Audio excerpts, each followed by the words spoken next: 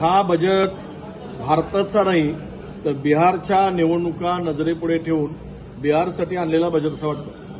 म्हणजे भारताचा बजेट बिहारसाठी समर्पित अशी या बजेटची संकल्पना मांडता येईल.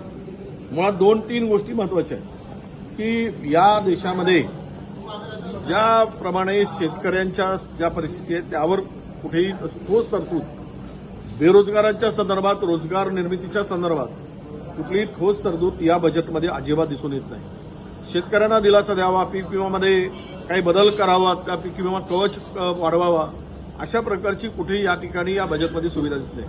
विशेष म्हणजे नेहमीप्रमाणे महाराष्ट्राच्या तोंडाला पाणी पुसण्याचं काम झालं. काही ठिकाणी या बजेटमध्ये 2 गोष्टी करण्यात आल्या. एक तर मुंबई अहमदाबाद याला सुपरफास्ट ट्रेनसाठी पैसे, मेट्रोला पैसे, पण ग्रामीण महाराष्ट्राचं काय, उर्वरित महाराष्ट्राचं काय?